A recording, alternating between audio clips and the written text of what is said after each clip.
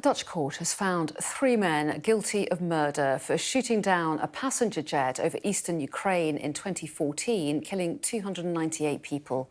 The court found that a Russian-made missile fired by an armed group under Russian control brought down flight MH17. Well, I'm joined now by Simon Mayne, whose 20-year-old son Richard was killed in the MH17 disaster. Simon Mayne, we really appreciate you talking to us here this morning about what must be a very difficult subject for you. I wondered, first of all, if you could take us back to tell us why Richard was on that flight originally. Good morning, Anna. He had finished 2 years study at Leeds University, and he had got sufficiently good grades in those first 2 years that he was offered a place at a foreign university. And the university that came up was the University of Western Australia in Perth. So Richard was flying out to Australia to study maths and finance, which is what he was doing at Leeds, and to have the time of his life, I suppose, and teach the Aussies how to play rugby, because he was a big rugby. On the morning of the 17th of July, he was going to catch a connecting flight to Amsterdam, and then the flight was going to go to Malaysia, Kuala Lumpur, and then get the final connecting flight down to Perth. So that's why my son was, well, unluckily on Malaysian Airlines MH17. Yeah, so an absolutely appalling tragedy for you to have to suffer. Send our condolences to you. What was the aftermath of that like for you, and what kind of support did you get from the UK? What did you make of the reaction overall?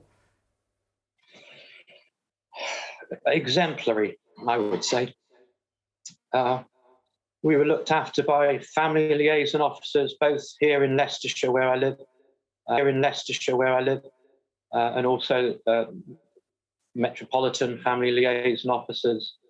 Every aspect of what happened in the aftermath was so professionally done, both by the Dutch and the UK, and it really made me aware of what it meant to be part of a sort of modern, advanced, democratic country, really.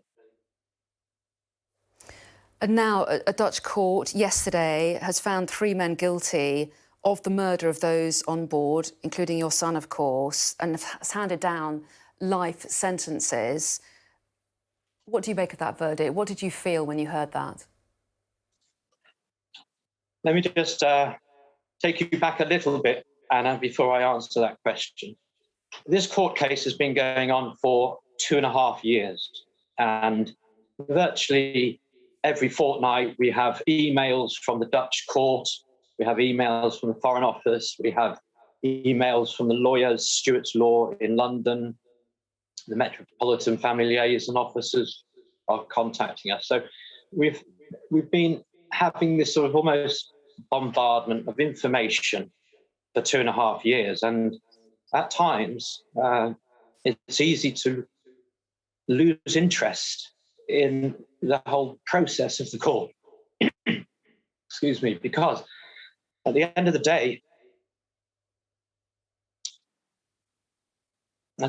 you're sort of not interested in all this legalese, to use that phrase that was used in the previous article. You just want your son back.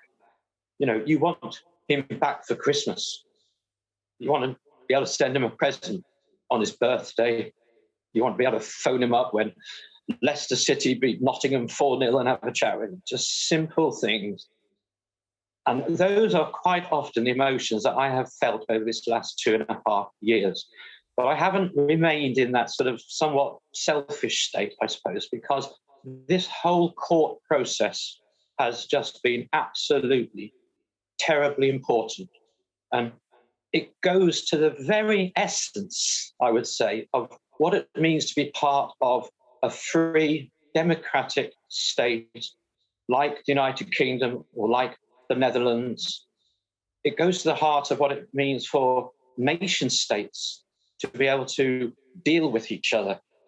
I mean, there's a rogue conflict and somebody decides they're going to shoot down an airliner. Well, there has to be some judgment on that by the international community.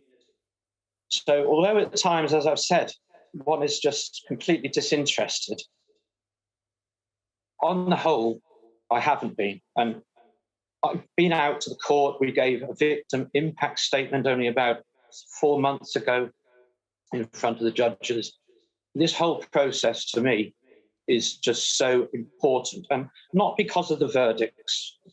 You know, in a sense, I don't care about the verdict, because within a couple of weeks of the plane being shot down, it was quite transparent that the Russians had sent in some artillery and had shot this plane down.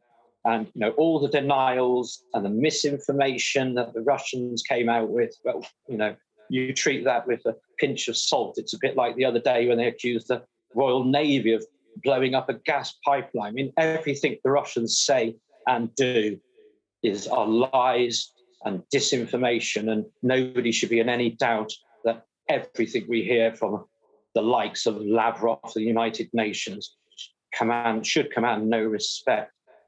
So having said that, when I heard the judgment, to my mind, whatever the court had decided was to be the verdict, that would have been fine with me, because I've watched this process and I understand that whatever verdict they came out with would be the correct verdict.